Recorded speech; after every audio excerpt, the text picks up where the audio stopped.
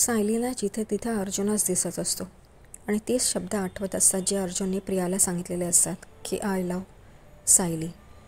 हेच आठवून आठवून तिला सगळीकडे अर्जुन दिसतो आणि ती आपलं बोट पण कापून घेते. तेवढ्यातच विमल म्हणते, तुम्ही तुमच्या रूममध्ये जा, अर्जुन दादांशी बोला म्हणजे तुम्हाला बरं वाटेल. ती रूममध्ये येते तेव्हा चैतन्य आणि अर्जुन बोलतच असतात. चैतन्याला कळतं की सायली तिकडे आली आहे म्हणून तो अर्जुनला इशारा करतो, पण अर्जुनला काही समजत नसतं. तेवढ्यातच तो त्याला टर्न करतो तेव्हा अर्जुनलाही दिसतं की सायली तिकडे आली आहे. चैतन्य तिकडून रूममधनं निघून जातो. अर्जुन आणि सायली दोघंच असतात. तेव्हा अर्जुन म्हणतो, मला सायलीला हे सांगायलाच लागेल की ते सगळं खोटं होतं, नाही तर त्या कॉन्ट्रॅक्टमध्ये तसं नाही आहे म्हणून निघून जातील घर सोडून. म्हणून अर्जुन आणि ती एकदम विचार करत असतात आणि ते दोघंही बोलायला जातात, कारण सायलीलाही हे बोलायचं असतं की माझंही तुमच्यावर प्रेम आहे. तेवढ्यात अर्जुन म्हणतो मी आधी बोलतो म्हणून. तर सायली म्हणते ठीक आहे. अर्जुन सांगतो, मी जे काय बोललो प्रियाला ते सगळं खोटं होतं, कारण प्रिया माझ्या मागे लागली होती आणि मला म्हणून ते बोलावं लागलं. हे ऐकून सायली एकदमच थक्क होते. तिला एकदम रडू येतं, पण ती सावरते स्वतःला. अर्जुन म्हणते तुम्हाला काय बोलायचं होतं? तर ती म्हणते काही नाही, हेच की तुम्ही जे बोललात ते खोटं होतं ना म्हणून. तो म्हणतो हो, आणि त्याला एक कॉल येतो म्हणून तो रूमच्या बाहेर जातो. तर इकडे सायली रडत बसलेली असते एकटीच. नंतर सायली प्रतिमाच्या रूममध्ये येते.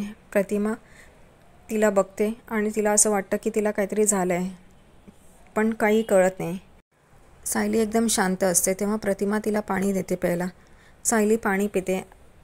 तेवढ्यातच प्रतिमा तिला इशाऱ्याने आणि बोलून थोडे थोडे शब्द बोलून तिला विचारते काय झालं, काही झालं आहे का? तर ती म्हणते नाही.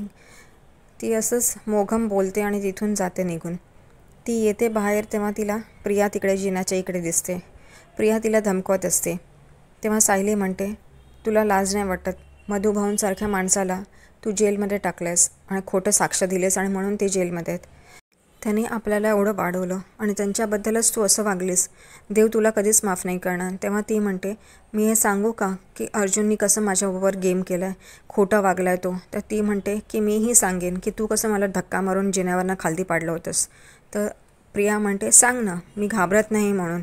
त्या दोघींची तिकडे थोडीशी बाचाबाची होते. शेवटी सायली किचनमध्ये निघून जाते आणि प्रिया म्हणते मी सायली तुला बर्बाद करणारच. इकडे चैतन्य परत अर्जुनच्या रूममध्ये आलेला असतो आणि विचारतो काय झालं, तू सांगितलंस का सायली वहिनीला? तर तो म्हणतो हो, मी सांगितलं की मी खोटं बोललो होतो.